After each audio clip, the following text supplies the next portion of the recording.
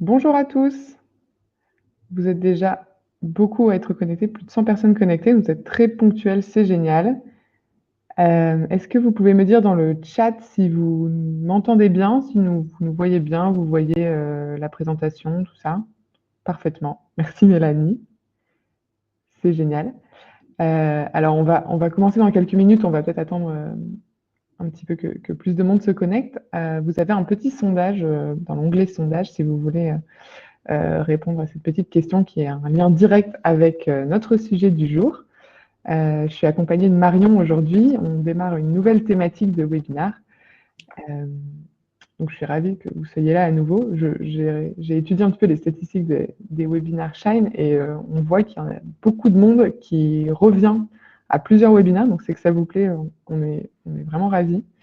Vous pouvez aussi nous dire dans le chat peut-être ce que vous faites, enfin, nous décrire un petit peu votre activité, si vous êtes artiste, freelance, artisan, e-commerçant. C'est toujours intéressant de savoir à qui on s'adresse. Et pour ceux qui ne se sont jamais encore connectés sur Livestorm, vous avez un onglet questions. Donc, toutes les questions qui auront vraiment trait à la présentation de Marion d'aujourd'hui, veillez à la poser vraiment dans cet onglet-là, parce que dans le chat, ça va très vite, on risque de les rater.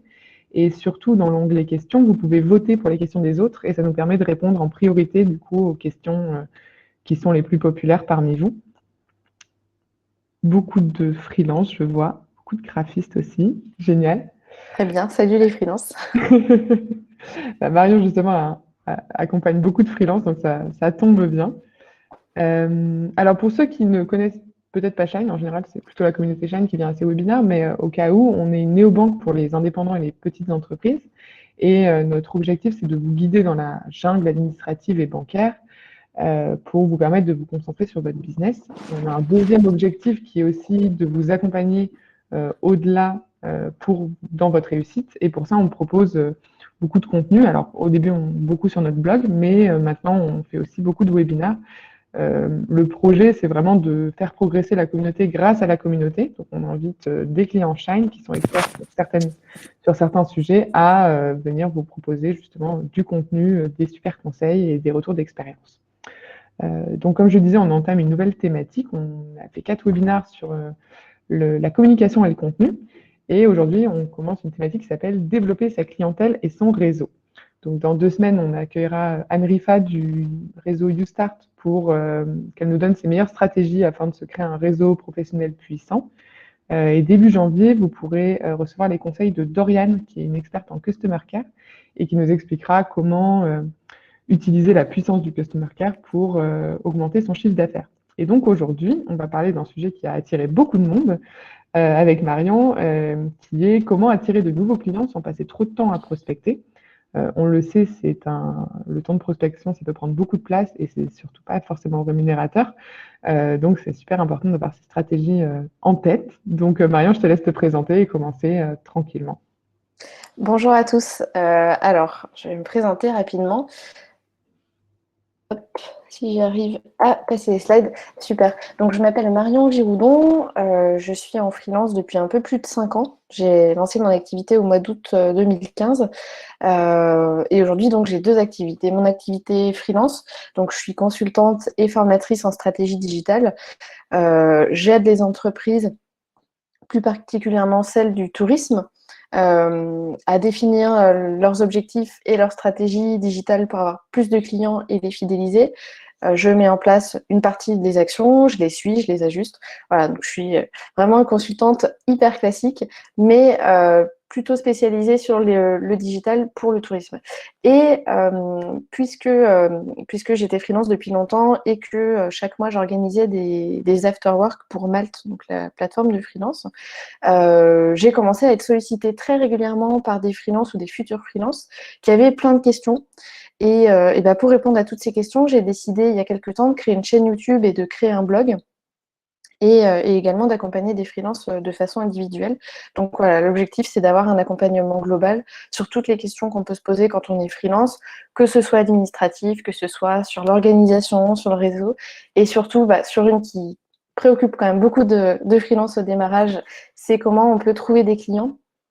et sans prospecter, dans le sens sans courir après les gens, sans contacter des personnes qui ne connaissent pas pour essayer de leur proposer nos services. Donc l'idée aujourd'hui, c'est vraiment de voir quels moyens on peut employer pour faire venir à nous des prospects et les transformer en clients.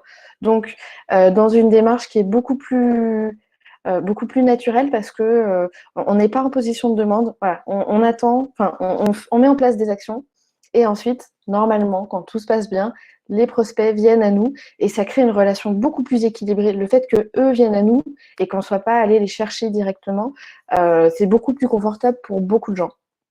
Voilà, donc n'hésitez pas à interagir dans le chat, n'hésitez pas, comme vous l'avez dit Juliette, à poser vos questions plus précises dans l'onglet questions.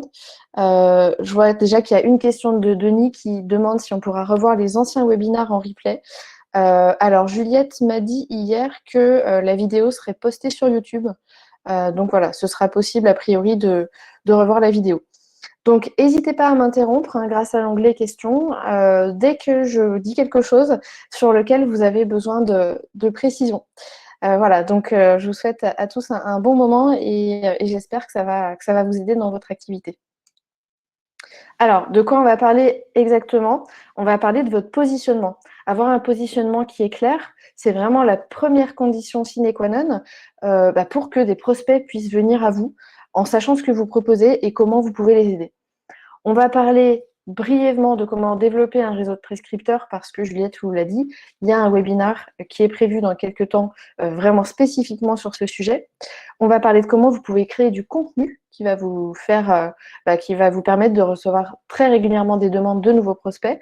On va voir ce que vous pouvez faire pour optimiser votre profil LinkedIn et pourquoi c'est important de le faire. Et enfin, parce que c'est bien beau de faire venir à vous des prospects, mais il faut quand même qu'ils signent un contrat avec vous. On va voir ce que vous pouvez faire pour que vos prospects deviennent vos clients. Voilà, donc c'est parti. Alors, le positionnement hyper clair, souvent c'est quelque chose qui est considéré comme un peu théorique. On va voir de façon hyper pratique comment ça peut s'appliquer sur une toute petite entreprise, donc la vôtre, dont vous êtes l'unique membre. Les concepts de marketing fonctionnent aussi pour vous. Donc, on va voir tout de suite comment. Alors, le fait d'avoir un positionnement qui est très clair, le travail là-dessus, ça va vous permettre de réfléchir prioritairement à 3 choses. La première chose, c'est qu'est-ce que vous proposez? Quelle est, en gros, votre offre de service? Quels sont les différents types de prestations que vous êtes en capacité de proposer? Ou je vois qu'il y a quelqu'un qui est sur la création d'une marque de vêtements. Quels sont les types de produits que tu vas proposer? On va réfléchir aussi à qui sont nos cibles, à qui est-ce qu'on va proposer ces produits, qui est-ce qui éventuellement va les acheter, qui va les utiliser, qui va les recommander, parce que c'est pas toujours la même chose. Imaginons une marque de céréales pour enfants, la personne qui va manger les céréales, c'est l'enfant, celle qui va les acheter, c'est la mère ou c'est le père, en tout cas c'est les parents. Voilà, donc il faut bien penser toujours qu'on peut avoir différentes cibles et que le client final, l'utilisateur final, c'est pas forcément la seule personne auprès de qui on va communiquer. Et enfin, il faut savoir également quelle est la promesse que vous leur faites, que va leur apporter finalement le fait de travailler avec vous, le fait d'acheter chez vous. Si vous ne faites pas ça, le problème, c'est que les gens ne vont pas vraiment comprendre ce que vous faites. Et si les gens ne comprennent pas ce que vous faites, personne ne vient vers vous pour vous demander de l'aide. Et puis du coup, pareil, quand vous n'avez pas un positionnement clair et surtout quand vous n'avez pas un ciblage qui est clair, ça va être très compliqué pour vous de vous dire je vais faire telle ou telle action pour toucher mes prospects, alors que on va le voir, hein, il y a plusieurs façons de définir son positionnement, mais quand on a un ciblage clair, c'est beaucoup plus simple de se dire bon, si je veux toucher ces types de clients, il faut que je sois visible à tel endroit, par exemple. Alors, comment on s'y prend pour définir son ciblage? Déjà, on va prendre une feuille, un stylo, et on va essayer de lister le plus précisément et le plus exhaustivement possible tous les services et les produits qu'on propose ou qu'on pourrait proposer. Par exemple, si vous êtes photographe, il va falloir réfléchir, est-ce que vous pouvez faire de la photo de mariage? Est-ce que vous pouvez faire de la photo de baptême? Est-ce que vous pouvez faire du portrait en entreprise? Est-ce que vous pouvez faire de la captation d'événements? Voilà, il faut essayer de réfléchir à tous les services que vous pourriez proposer, toutes les prestations que vous êtes capable de réaliser aujourd'hui. tout ce que vous savez faire. Si vous êtes développeur, mais il va falloir lister quels sont les langages sur lesquels vous êtes capable de travailler. Est-ce que vous êtes capable de créer un site internet de A à Z, une application mobile? Qu'est-ce que vous êtes capable de faire précisément? Ensuite, il va falloir définir quels sont les types de personnes, d'entreprises ou de secteurs d'activité avec lesquels vous souhaitez travailler.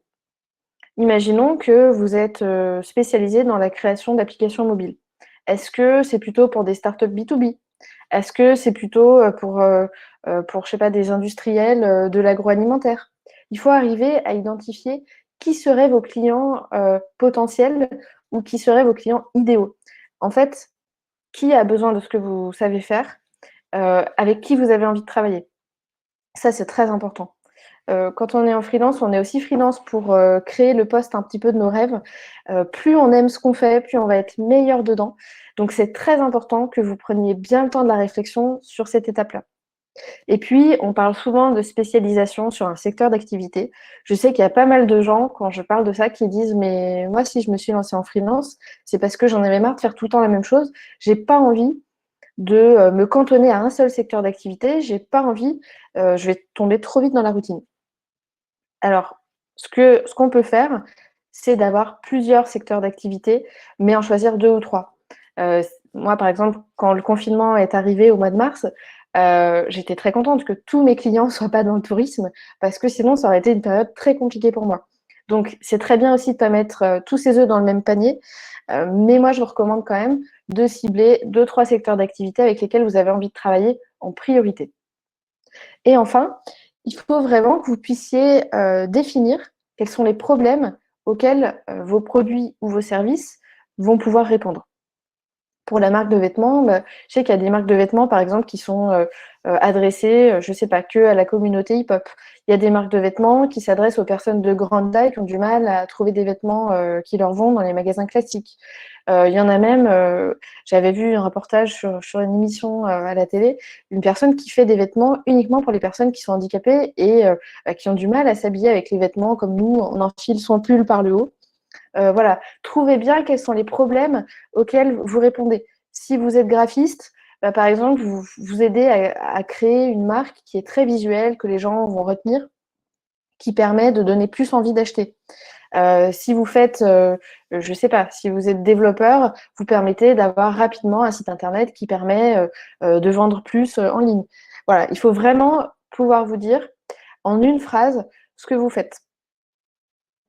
Et ce qui est important, c'est de bien faire attention aux mots que vous allez employer. Là, en gros, cette petite phrase, on pourrait dire que c'est votre pitch, finalement. Et il faut que n'importe qui soit capable de comprendre, même si c'est quelqu'un qui ne connaît pas votre métier. Alors, j'aime bien prendre cet exemple, mais moi, j'ai une sœur qui est plus jeune que moi, qui vit un peu Internet à sa façon. Elle n'a pas de compte Facebook, elle n'utilise pas Instagram, elle n'est pas sur LinkedIn, elle fait rien de tout ça. Par contre, elle a compris ce que je faisais comme travail. Elle bosse dans une caisse de retraite, donc nos deux métiers n'ont absolument rien à voir. Mais le fait que j'ai été capable d'expliquer clairement ce que je faisais avec des mots qui s'adaptent à tout le monde, bah, elle a compris ce que je faisais, comment je pouvais aider des entreprises, et elle m'a déjà envoyé des clients. Je veux vraiment vous faire prendre conscience à quel point c'est important que n'importe qui puisse comprendre ce que vous faites, comment vous le faites et qui vous aidez. Voilà, c'est très important. Alors, on peut avoir des exemples de positionnement. Par exemple, moi, je connais une personne qui fait uniquement de la pub Google pour les e-commerçants. Donc, en gros, elle les aide à avoir plus de clients, plus de ventes sur leur site e-commerce grâce à la pub Google. Je connais quelqu'un qui est uniquement expert comptable pour les startups. Je connais quelqu'un qui fait uniquement de la construction de maisons passives. Il y a d'autres personnes qui seraient une boutique qui vend uniquement des produits autour du golf. Voilà, on est sur des positionnements qui sont très clairs. Tout de suite, on a compris et on retient, et c'est ce qui va nous permettre par la suite de pouvoir recommander ces personnes, ces sites, ces entreprises. Donc, c'est vraiment très important que vous puissiez prendre le temps avant de définir comment vous allez essayer de trouver des clients, vraiment d'être très clair sur votre positionnement. Est-ce qu'il y a des questions par rapport au positionnement? Alors oui, je vois qu'il y en a. Alors Arnaud qui nous dit: «En photographie, j'ai vraiment du mal à définir à quel problème je réponds». Alors là, c'est peut-être pas forcément un problème si tu t'adresses par exemple aux particuliers, mais quelle situation? Moi, je sais que je me suis mariée il y a 2-3 mois. On voulait un photographe qui permette que on soit sûr qu'il y avait quelqu'un qui était concentré uniquement sur le fait de prendre des photos pour que on ait des bons souvenirs de cette journée. Voilà, c'était pas vraiment notre problème, mais c'était notre motivation, on va dire. Euh, il y a toujours quelque chose. Alors, c'est peut-être pas le problème, c'est peut-être le besoin qui fait un petit peu moins dramatique en termes de vocabulaire. Je pense qu'il faut du coup identifier le besoin. En quoi tu vas aider tes clients à répondre à leurs besoins. Si c'est pour des entreprises, elles peuvent se dire on n'a pas de photos sérieuses de nos collaborateurs. On a besoin, sur des documents commerciaux, de pouvoir les utiliser, d'avoir des documents qui sont propres. Donc, il nous faut un photographe professionnel qui vient prendre chaque personne en photo. Voilà, ça pourrait être ça. Alors, je vois qu'il y a une question de Muriel dans le chat qui dit comment un artiste peut-il se présenter? Alors là, c'est vrai que c'est plus difficile parce que on est normalement moins en réponse à un problème ou à un besoin. Je pense que là, l'idée, ce serait plutôt dans le positionnement de vraiment montrer, Muriel, ce qui est différenciant chez toi. Pourquoi ce que tu fais, tes œuvres, sont différentes de celles d'autres artistes potentiellement. Alors, je vois qu'il y a pas mal de questions. Alors, Antonin qui demande si je peux donner un exemple de pitch en une phrase. Oui, ce serait, donc pour notre spécialiste de la pub de Google e-commerce, ce serait j'aide les sites e-commerce à avoir plus de clients grâce à la publicité Google, par exemple. Alors, Déby qui nous demande, je suis chef de projet événementiel pour entreprises et particuliers. Je veux offrir mes services pour ces deux cibles différentes. Là, du coup, c'est vraiment deux positionnements différents.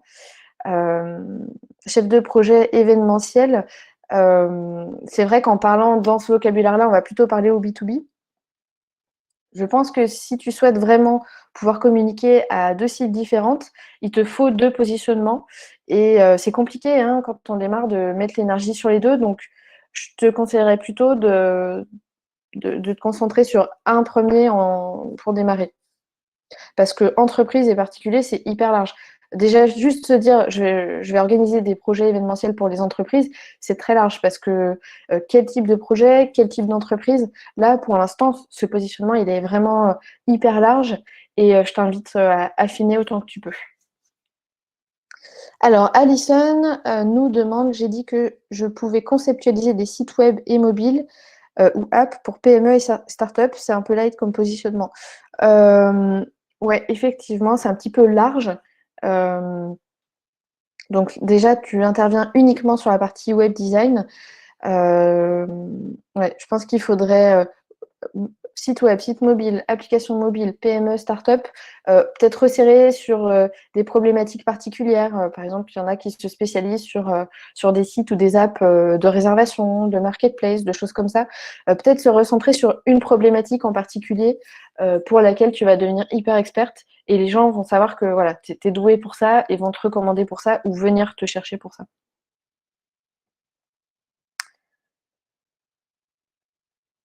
Alors, n'hésitez pas à utiliser l'onglet questions pour les questions. Laetitia qui demande si le positionnement, c'est égal au pitch. Oui, on pourrait dire ça. En tout cas, la phrase qui présente votre positionnement, ce serait le pitch. Je dirais ça. Alors, Jeffrey qui nous dit, je souhaite faire du marketing pour les startups dans la transition écologique et l'économie collaborative. J'imagine que c'est trop large. Alors, je trouve pas ça trop large sur le ciblage. Uniquement les startups de ce secteur-là. Par contre, du marketing, là, effectivement, ça me paraît un peu large. Qu'est-ce que tu vas les aider à faire? Est-ce que le but, c'est de les aider à faire rapidement connaître leur marque? Est-ce que le but, c'est de rapidement leur permettre de générer des prospects? Je pense que c'est là-dessus qu'il faudrait arriver à préciser un peu les choses. Alors, voilà pour la partie positionnement. Ah, je vois qu'il y a encore une question. J'ai une agence de marketing et de communication spécialisée dans le sport. J'accompagne les clubs sportifs dans le développement commercial, mais aussi les entreprises qui souhaitent utiliser le sport comme vecteur de développement. Ça me paraît pas trop large. Par contre, si on peut dire, c'est deux positionnements parce que tu as deux types de services différents, de ce que je comprends, et deux cibles différentes. Donc, c'est juste ça. Alors, penses-tu que pour un illustrateur, le portfolio peut faire office de positionnement? Non, je pense qu'il faut pouvoir mettre des mots dessus parce que il faut que le bouche à oreille fonctionne. Il faut que, je ne sais pas, si tu rencontres quelqu'un à un événement de networking, tu puisses en quelques mots lui dire ce que tu fais. Tu ne vas pas forcément te balader toujours avec ta tablette pour montrer ton portfolio. Donc, je pense que même si ton métier, c'est plutôt le visuel, il va falloir que tu fasses cet exercice de mettre des mots là-dessus. Voilà. Alors, du coup, on va pouvoir passer à la suite et parler de développer votre réseau de prescripteurs. Je vais être assez brève là-dessus, hein, parce que, comme vous l'a dit Juliette en début de webinaire, il y a un webinaire vraiment uniquement dédié à ce sujet qui est prévu très rapidement. Donc, si ça, c'est un sujet qui vous intéresse et que vous voulez aller plus loin, je vous conseille de suivre ce webinaire. Alors, à quoi ça sert de se construire un vrai réseau de prescripteurs? D'avoir des gens qui connaissent déjà votre métier, qui ont déjà des clients et qui vont envoyer vers vous des prospects. C'est vraiment le gros avantage parce que ces clients, vous allez avoir confiance en eux parce que si on vous propose de travailler avec eux, c'est que normalement la relation de votre partenaire avec le client se passe bien. Eux, ils ont déjà confiance en vous puisque si on leur a recommandé vos services, c'est que normalement, ils sont de qualité. Et puis surtout, vous savez que ces gens ont un vrai besoin. Voilà, c'est pas une entreprise qui vient un peu en touriste, en n'ayant absolument aucune idée de vos tarifs, absolument pas trop réfléchi aux besoins qu'ils peuvent avoir. Voilà. Là, vous allez éliminer beaucoup de déchets, si je peux dire, dans votre prospection, en ayant des personnes déjà où il y a du sérieux, quoi. Alors, ça, c'est intéressant. Ça vous intéresse forcément de vous dire: «Oui, j'aimerais bien qu'il y ait des personnes qui puissent me recommander des clients sérieux». Qui est-ce que ça pourrait être? Alors, quand vous faites de la prestation de service, donc là, je pense surtout, aux personnes parmi nous qui sont en freelance, bah, il y a vos concurrents. C'est tout bête, mais il y a des gens qui proposent le même genre de service que vous, qui vont pas toujours être en mesure de répondre aux demandes qu'on va leur soumettre. Alors, moi, je vais vous donner plein d'exemples de gens qui pourraient être mes concurrents, mais en fait, qui m'ont envoyé des clients. Alors, il y a des freelances parfois qui m'ont envoyé des clients parce que leur agenda a été complètement full. Ils ne pouvaient pas accepter de nouveaux clients. Donc, plutôt que de dire juste non aux prospects, ils ont préféré l'envoyer vers moi. Voilà, il y a ça. C'est arrivé aussi que la mission nécessite de bien parler anglais et que la personne qui avait été contactée initialement se sente pas du tout de travailler en anglais. Moi, ça me posait pas de problème, donc elle m'a envoyé le client. Heu, ou alors il y a aussi des copains freelance qui ont voulu changer un peu d'offre. Donc ils se sont dit: «Il faut que je me débarrasse de mes clients actuels pour pouvoir proposer autre chose. Je vais proposer à Marion d'en reprendre une partie». Ou alors il y a aussi des gens, ça peut arriver, qui prennent la décision de quitter le freelancing, l'indépendance, pour revenir vers du salariat. Pareil, ces gens-là, ils ont des clients et il faut bien que quelqu'un s'en occupe. Donc, vos concurrents, c'est pour ça que je l'ai mis entre guillemets, peuvent aussi être des gens qui vont vous apporter des clients. Donc, c'est important que vous les connaissiez et que vous ayez un vrai lien avec eux, sachant que dans le milieu des freelances, dites-moi si vous n'avez pas ce sentiment. Je trouve qu'il y a quand même pas mal de solidarité, d'entraide et de bienveillance. Notamment, c'est lié au fait que on travaille tous tout seul et qu'on est quand même très content de pouvoir créer du lien à côté. Donc, il y a vos concurrents qui peuvent être des prescripteurs très intéressants. Il y a aussi des entreprises qui proposent des services qui sont similaires ou complémentaires aux vôtres. Par exemple, moi, je fais du conseil en stratégie digitale, je fais beaucoup de référencement. Il y a plein de développeurs qui m'envoient leurs clients parce qu'ils ont créé un site. Maintenant, le client dit: «Bon, j'aime bien mon site, mais j'aimerais bien qu'il y ait des visiteurs qui viennent dessus. Est-ce que vous connaissez quelqu'un qui peut m'aider?» Donc voilà, les développeurs, ils proposent des services qui sont complémentaires aux miens et donc c'est des gens qui peuvent faire appel à moi. Moi, par exemple, il peut arriver que pour mes campagnes, j'ai besoin de bannières, par exemple. Donc je vais apporter des clients à un graphiste, parce que je vais conseiller à mon client de se rapprocher de tel ou tel graphiste pour la création des bannières, par exemple. Voilà, c'est tout bête. Il faut identifier les métiers qui sont proches du vôtre et qui font que vos services sont complémentaires. Et puis, il y a aussi des entreprises qui peuvent s'adresser aux mêmes clients que vous, mais qui font carrément autre chose. Par exemple, je connais pas mal de créateurs de sites internet qui ont des partenariats avec des experts comptables. En gros, l'expert comptable, on vient le voir quand on a un projet de création d'entreprise. Bon, l'étape suivante, c'est qu'il va falloir qu'on crée un site, très souvent. Donc, les experts comptables recommandent à leurs clients les services de tel ou tel développeur. Donc voilà, il faut vraiment réfléchir quelles sont les personnes qui font des services qui sont complémentaires aux autres dans l'univers dans lequel vous vous trouvez, ou alors carrément dans d'autres univers. En gros, par exemple, c'est tout bête, mais moi j'ai acheté un appartement l'année dernière en investissement locatif. La personne qui m'a accompagnée dans ce projet, elle m'a recommandé 2 prestataires de services. Elle m'a recommandé le notaire avec qui j'ai signé la promesse de vente et l'achat de l'appartement. Et elle m'a aussi envoyé vers l'expert comptable qui me suit sur ce projet et qui fait toutes mes déclarations. Donc, ça marche pour tous les métiers, que vous soyez freelance ou que vous fassiez autre chose. Il faut essayer de voir qui pourrait être déjà en contact avec vos clients potentiels et leur recommander vos services. Alors, je vois que là, il y a pas mal de réactions dans le chat par rapport à ça. Bon, je vois qu'on est à peu près d'accord. Il y a pas mal de solidarité, pas mal de synergie. Et c'est vrai, en plus, pour les graphistes, que vous avez chacun votre patte, chacun votre univers.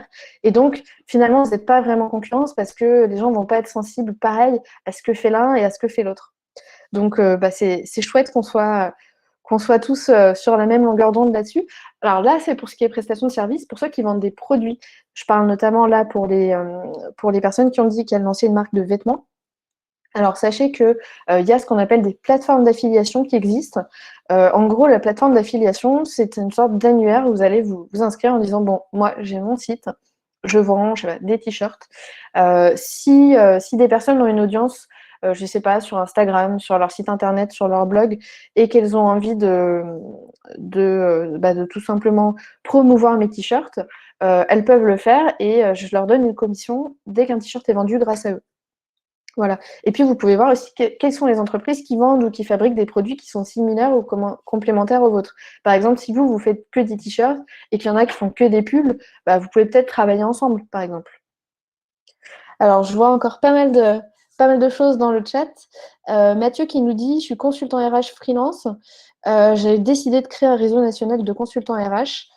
Pas de concurrence, que de la complémentarité. » Écoute, ça m'intéresse beaucoup. Je note ton nom pour te contacter après. Hop. Hop. Hélène qui dit essayer Coworkies. Alors, c'est vrai que les plateformes de freelance, Coworkies, Malt, un petit peu tous, organisent aussi pas mal d'événements, que ce soit en ligne actuellement ou dans la vraie vie, on va dire, quand on n'a pas de confinement. Et ça permet de rencontrer énormément d'autres freelances qui pourraient devenir vos prescripteurs. Donc, c'est vraiment intéressant. Alors, je vois qu'il y a des questions dans l'onglet questions. Prescripteur égale ancien client. Alors, pas forcément, Jessie. Un prescripteur, ça peut être un partenaire qui a pu travailler avec vous d'une manière ou d'une autre, mais pas forcément en tant que client. Alors, Quentin, qui est plutôt sur du e-commerce avec sa marque de vêtements, nous demande si un prescripteur dans la vente de produits, ça peut être une marketplace. Je ne le vois pas comme ça, je pensais plutôt à de l'affiliation. Par exemple, à des influenceurs, à des choses comme ça.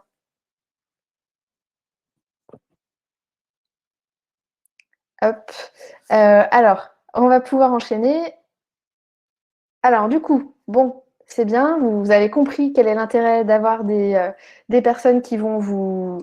Hop, je note juste le nom du collectif de freelance RH de Mathieu. Donc maintenant, vous dites, je vois vraiment l'intérêt de travailler sur le fait d'avoir des prescripteurs. Maintenant, j'ai en tête qui pourrait devenir mon partenaire, mon prescripteur. Il y a 3 étapes. La première, c'est de les identifier exactement. Exactement qui, quelles entreprises éventuellement, et à l'intérieur de l'entreprise, quelle personne, est-ce que c'est le directeur, le responsable ou quelqu'un de plus opérationnel. Si c'est des freelances, ça va être un petit peu plus facile de définir qui est le bon interlocuteur. Et là, il va falloir les contacter. Et ça, c'est toujours difficile parce que c'est faire une démarche vers quelqu'un. Alors, moi, ce que je conseille pour les plus timides d'entre vous, c'est de bien essayer de passer d'abord par les réseaux sociaux pour avoir un contact qui est moins frontal. Essayer de les suivre sur certains réseaux sociaux, essayer d'interagir sur leurs publications, de commenter de façon régulière. Ce sera beaucoup plus facile de vous décider à envoyer un message à cette personne parce que quand elle reçoit votre message, elle sait déjà qui vous êtes. Voilà. Et puis du coup, essayez quand vous le pouvez d'avoir des mises en relation. Si vous pensez que dans vos connaissances, il y a quelqu'un qui connaît déjà cette personne, demandez-lui, est-ce que tu serais d'accord pour me mettre en relation avec machin? J'aimerais bien pouvoir échanger et qu'on puisse éventuellement nouer un partenariat. Et du coup, ce partenariat, il va falloir aussi que vous sachiez sous quelle forme il va se faire. Alors, entre freelance, ça se fait souvent sans vraiment formaliser les choses, sans forcément parler d'argent. Se dire, bah, moi, je t'envoie les clients auxquels je pense, et toi, tu fais pareil si tu en as l'occasion. Ça marche souvent comme ça. Mais il y a de plus en plus de gens qui vont au-delà de ça, qui se disent moi, je pense que si je propose à la personne une rémunération, par exemple un pourcentage sur le montant de la mission qu'elle va me ramener, bah, finalement, du coup, cette personne, elle va peut-être m'en ramener plus que si je lui avais rien proposé en échange. Voilà, ça, il faut que vous puissiez réfléchir d'abord avant d'aller engager le contact avec ces personnes-là. Alors, je vois qu'il y a à nouveau des questions. Alors, Matt qui demande si j'ai des exemples de plateformes d'affiliation. Oui, alors il y en a plein. Il y a Affilinet, il y a Zanox.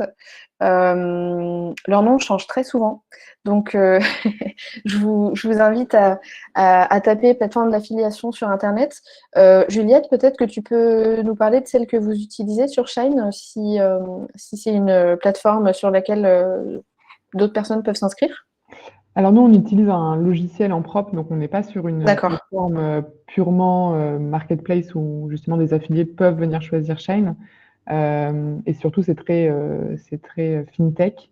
Mais d'accord. effectivement, vous pouvez trouver plein d'infos. Il y en a aussi beaucoup qui sont spécialisés par secteur. Ouais, Donc, je pense qu'il faut vraiment aller regarder. Et effectivement, vous pouvez postuler en fait pour être présent sur la plateforme. Et ensuite, des affiliés viennent justement chercher votre produit, euh, récupérer votre lien et peuvent justement les proposer très rapidement et très simplement. Donc, c'est souvent une bonne idée si vous avez des services. Voilà, nous, on le fait pour Shine. Il y a beaucoup de prescripteurs de Shine sur Internet et ouais. ça va. Dont Marion, qui est une cliente satisfaite, mais qui recommande aussi Shine de façon rémunérée.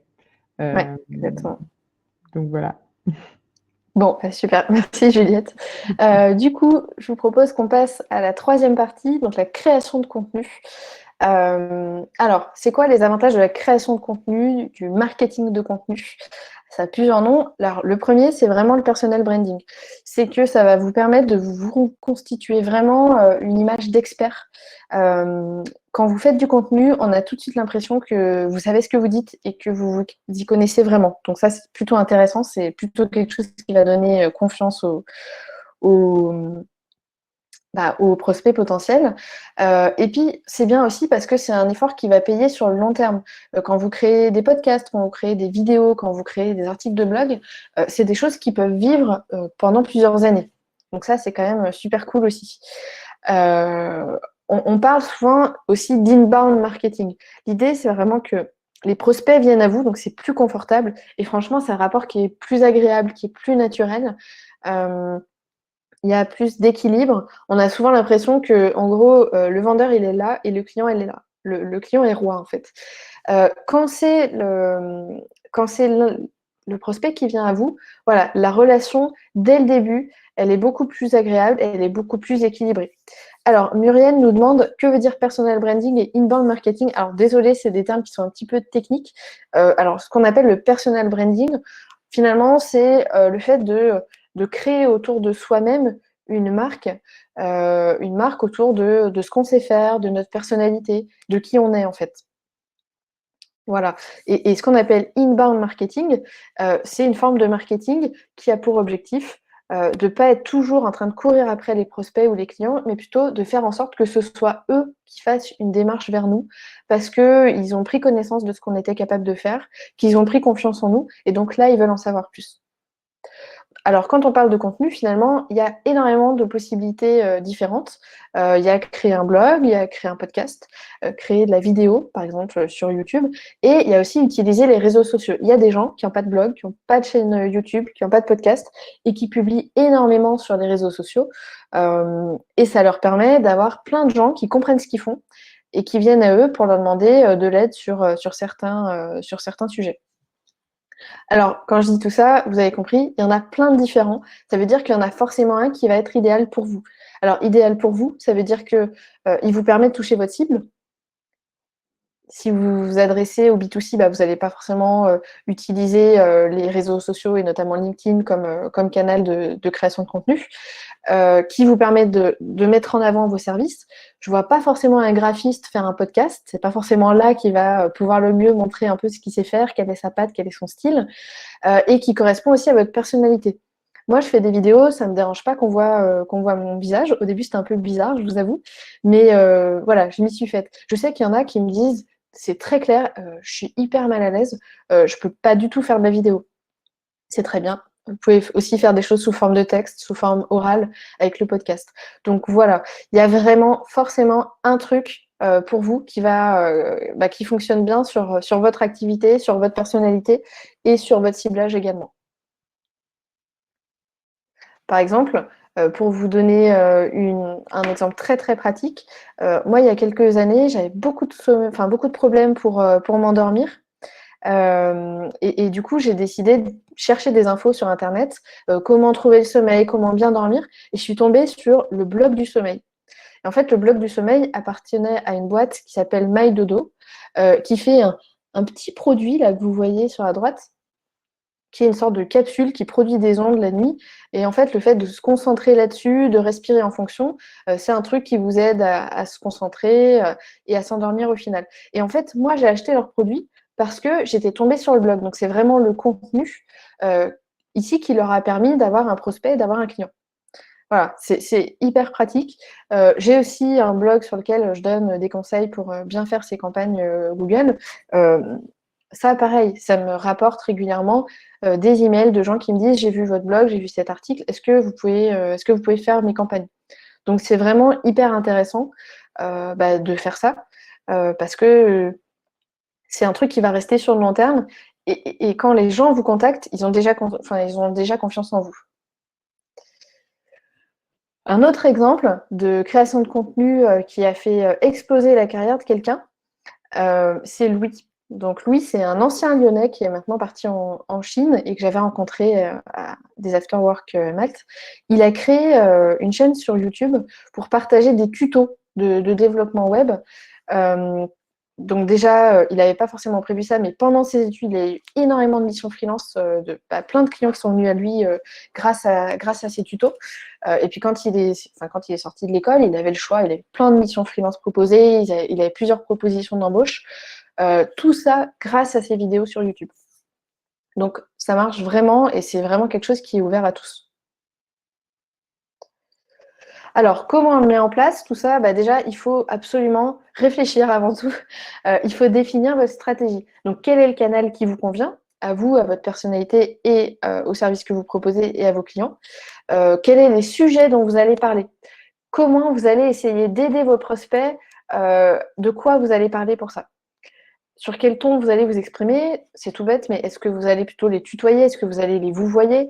Est-ce que vous allez être dans l'humour? Est-ce que vous allez être dans le sérieux? Il faut bien réfléchir à ça. Et quelle va être votre ligne éditoriale? En gros, c'est un mélange de tout. De quoi vous parlez et de quelle façon? Et puis, définissez aussi une fréquence à laquelle vous allez publier. Ça, c'est très important pour créer des rendez-vous avec votre cible et pour vous créer une discipline aussi. Et puis ensuite, une fois que vous savez ce que vous voulez faire, il est temps de passer à l'action. Il faut bien planifier tout ça. Donc, avoir un calendrier avec toutes vos idées.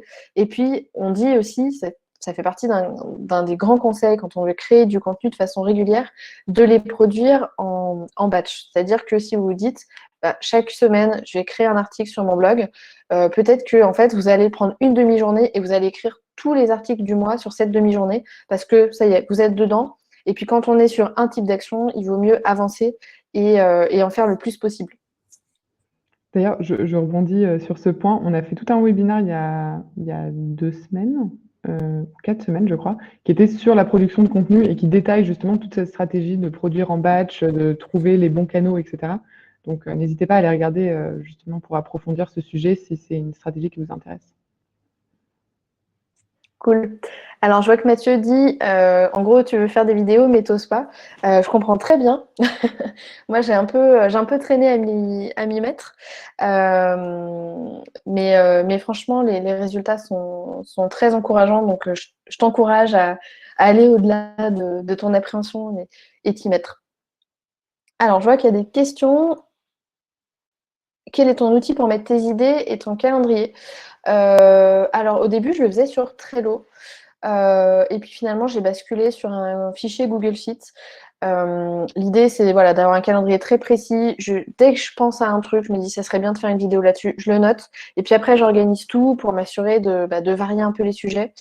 Ouais, moi, c'est Excel, c'est vraiment le truc qui me convient le mieux, mais c'est très perso, quoi.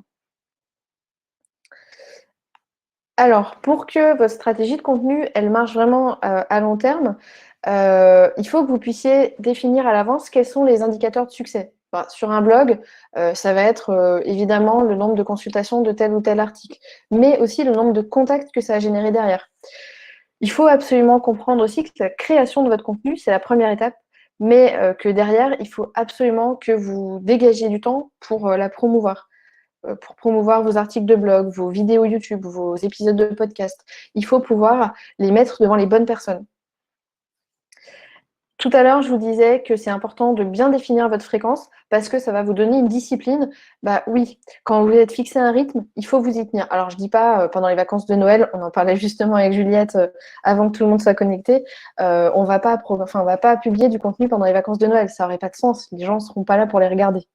Mais en tout cas, si vous vous dites, je sors un épisode tous les mois, il faut vraiment sortir un épisode tous les mois. Et puis, il faut profiter de ça pour provoquer des échanges avec votre cible, avec votre communauté, avec les personnes qui vous suivent. C'est ça aussi qui va vous permettre de savoir toujours plus quels sont les sujets qui les intéressent et tout ça. Donc voilà, moi je vous encourage vraiment à la discussion qui va vous permettre d'ajuster votre calendrier pour la suite et d'avoir toujours des sujets qui intéressent vraiment les gens. Alors, je vois qu'il y a à nouveau une question. Où est-ce qu'on peut voir le webinaire qui parlait du contenu en batch? C'est Lucie qui demande ça. Juliette, confirme-nous. J'imagine c'est sur la chaîne YouTube Shine.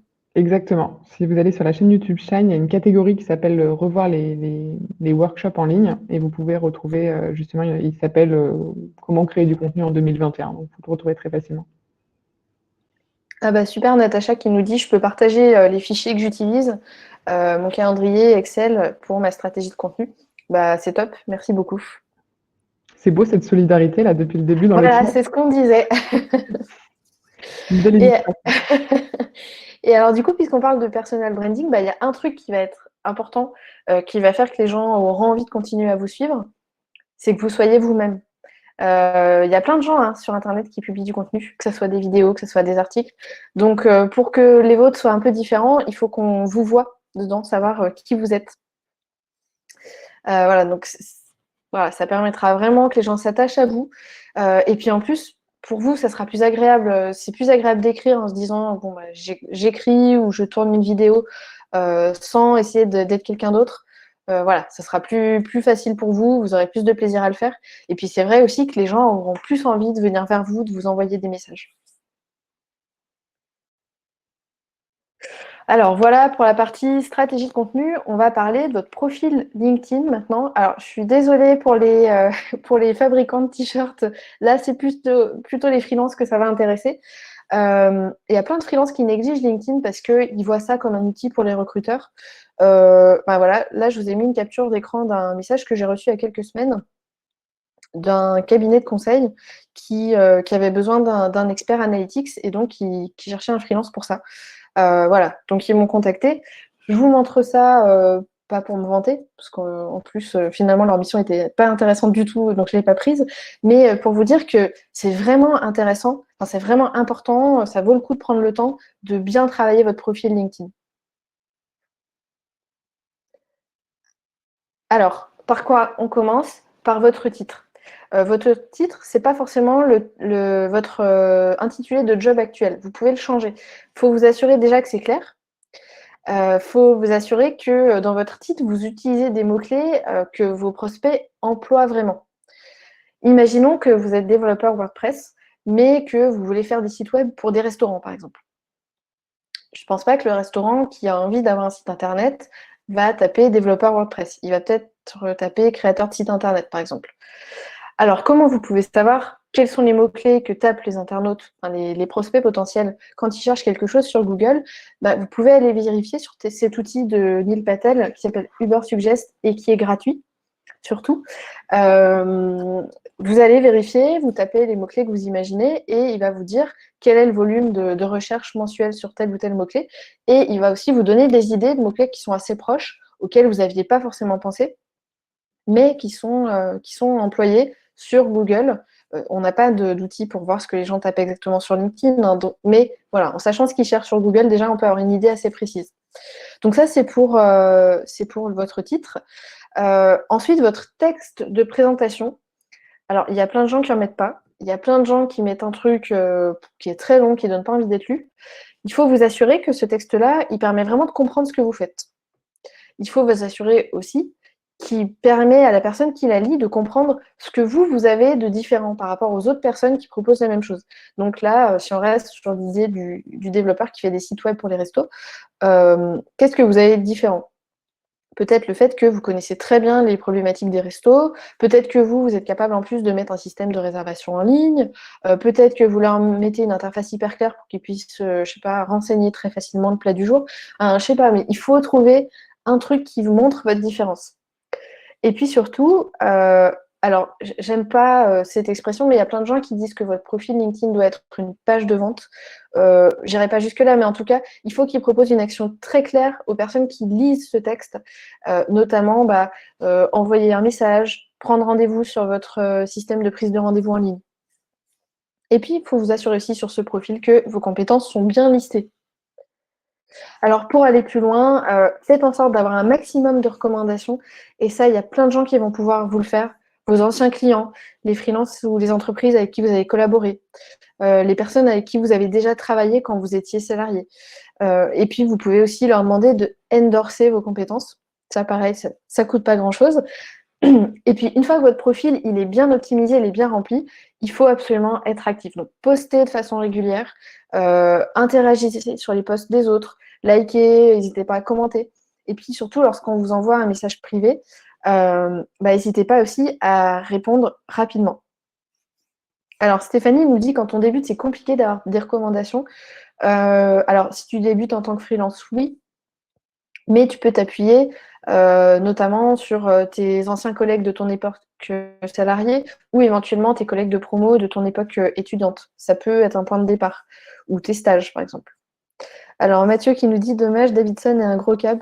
Ouais, mais j'ai pas trop aimé l'approche, personnellement. Voilà. Alors, Florentine nous demande, conseilles-tu d'accepter toutes les demandes de contact? Alors non, pas forcément, mais les personnes qui sont dans un secteur, enfin qui sont dans ton univers, oui. Voilà pour la partie LinkedIn. Donc là, on a vu ensemble ce que vous pouviez faire pour avoir un certain nombre de prospects qui viennent à vous de façon régulière. Un prospect qui arrive à vous, bon, il y a la moitié du boulot qui est fait. Parce que là, il s'agit de les transformer en clients et c'est pas toujours la partie la plus facile. Moi, on me dit souvent, j'ai envoyé un devis, j'ai pas de réponse. On va voir ensemble ce que vous pouvez faire pour améliorer ça. Alors, déjà, il faut bien comprendre que votre relation avec un prospect, elle a différentes étapes.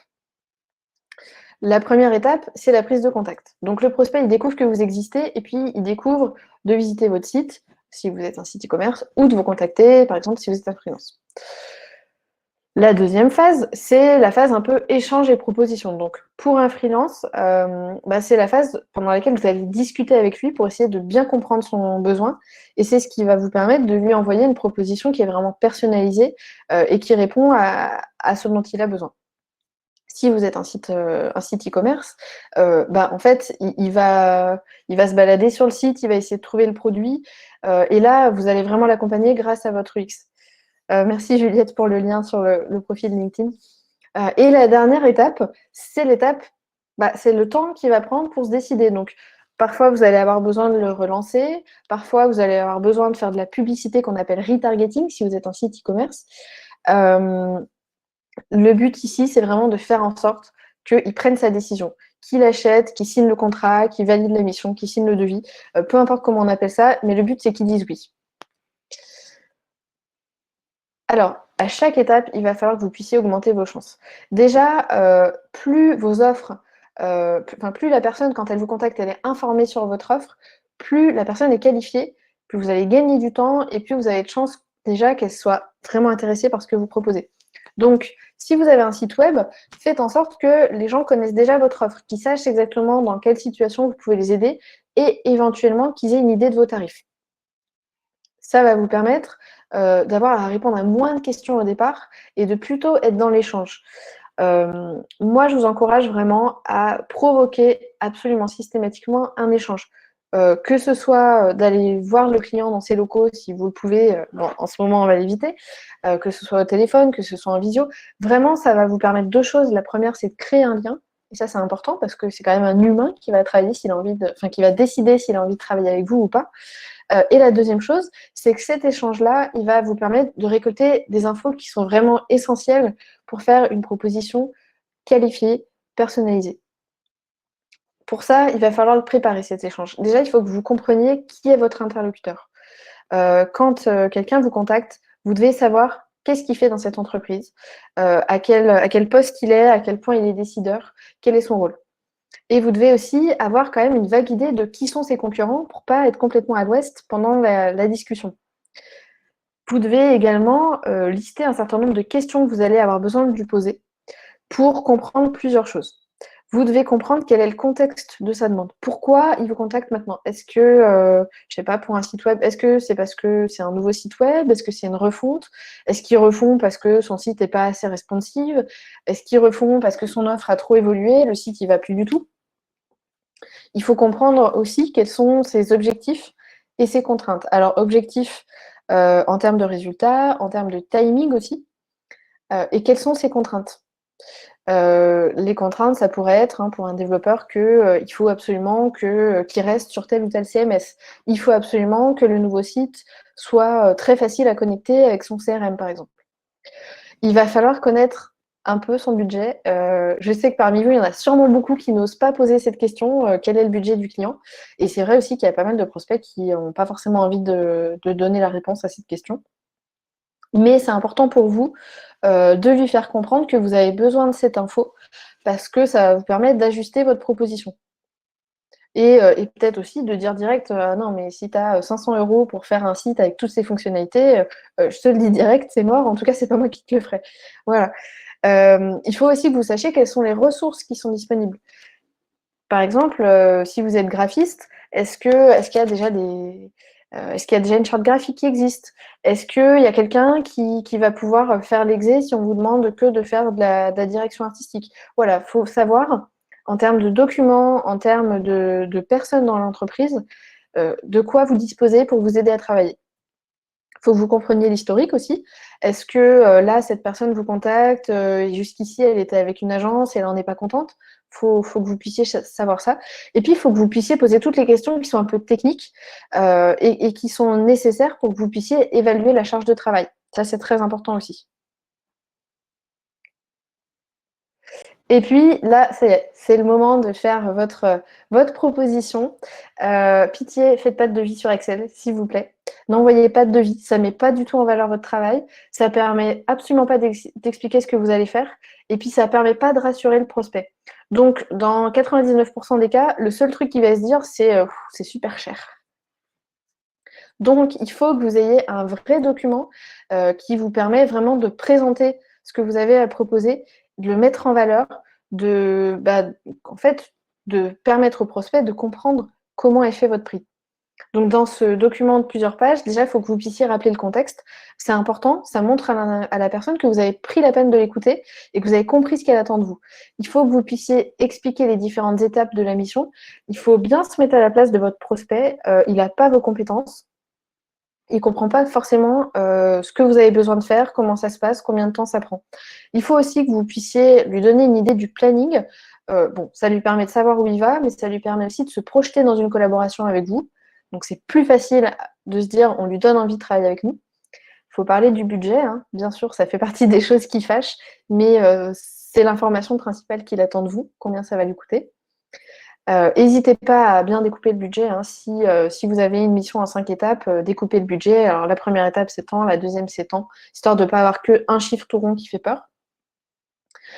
Listez immédiatement les éléments dont vous allez avoir besoin pour la réalisation de la mission. Ça permet de montrer que vous êtes proactif. Là encore, ça permet à votre prospect de se projeter un petit peu plus dans la collaboration avec vous. Et terminer par ce qu'on appelle tous les éléments de réassurance. Montrez-lui que vous connaissez son problème, vous l'avez déjà résolu pour d'autres personnes. Donc, n'hésitez pas à mettre des mini-études de cas. N'hésitez pas à mettre les logos des entreprises avec lesquelles vous avez déjà travaillé. Alors, moi, sur mon site, dans la partie boîte à outils, j'ai un modèle PowerPoint que je propose au téléchargement. Donc, en cliquant sur le lien, vous pouvez le télécharger. Alors, je vois que Sandra demande si vous aurez les slides. Alors oui, Juliette, hein, il me semble que c'est bien prévu. Oui, normalement, vous pouvez déjà, en passant sur la slide, télécharger la présentation. Et de toute façon, dans l'email que vous recevrez dès la fin du webinaire, il y aura le lien vers la présentation. Donc, pas d'inquiétude là-dessus. Alors Mathieu réagit en disant que lui, il ne veut pas envoyer ses devis ou ses propositions par mail, qu'il veut le faire en live. Alors, je sais qu'il y a des personnes qui ont cette façon de fonctionner. Ce n'est pas forcément la mienne. En revanche, je m'applique à ce que mon document soit le plus clair possible, qui génère le moins de questions possible. Et très souvent, il est accompagné d'un débrief. Mais là, c'est vrai que avec cet enchaînement-là, quand la personne découvre le budget, elle a déjà plus compris ce qu'on lui propose.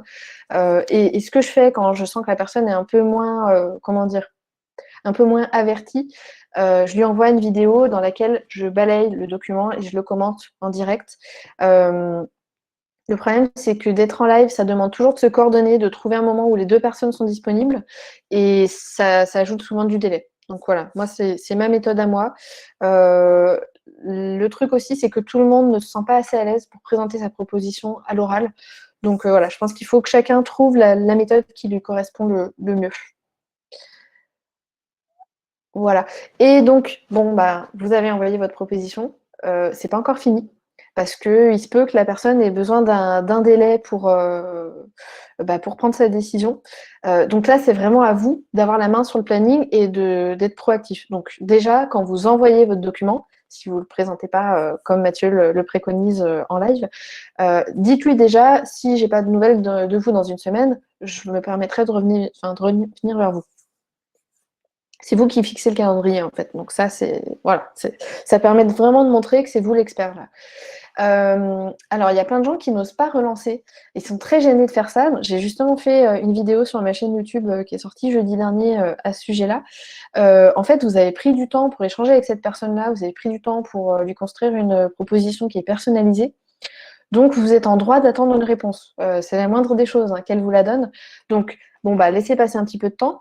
Privilégiez des relances qui sont écrites. Appelez pas forcément au téléphone tout de suite. Déjà, c'est moins intrusif et puis vous serez sûrement plus à l'aise pour le faire.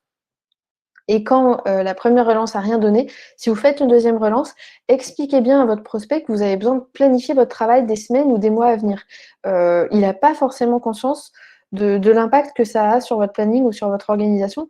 Il ne peut pas le deviner, là, c'est à vous de lui dire. En tout cas, voilà, n'hésitez pas à relancer, c'est important de bien le faire et de bien faire en sorte d'obtenir une réponse. Voilà, donc j'ai essayé d'accélérer un peu pour qu'on respecte bien l'heure et que vous puissiez aller manger. Je pense qu'on a tous très faim. Moi, perso, j'ai bien faim.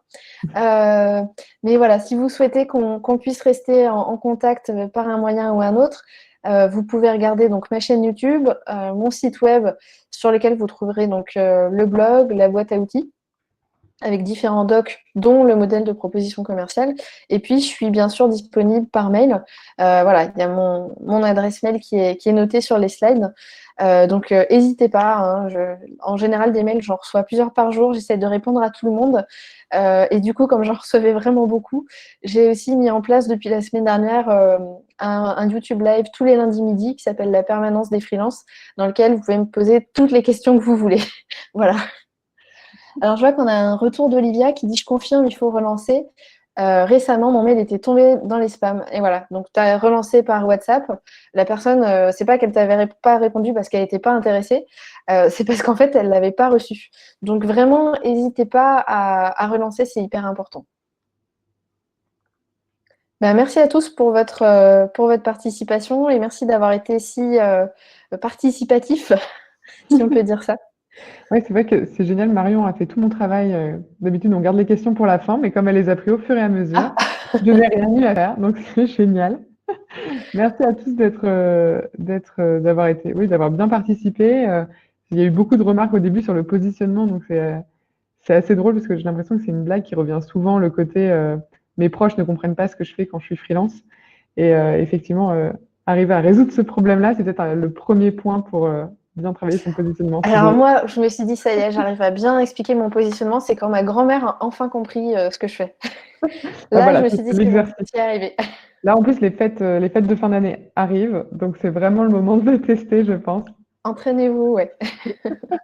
Je vous remets le lien pour vous inscrire au prochain webinaire si ça vous intéresse de continuer l'aventure.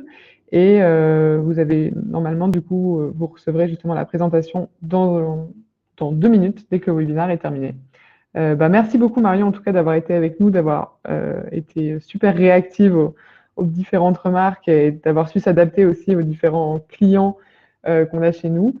Euh, et on se retrouve bientôt pour un prochain épisode. Merci à tous, Bon bonne appétit journée. à tous.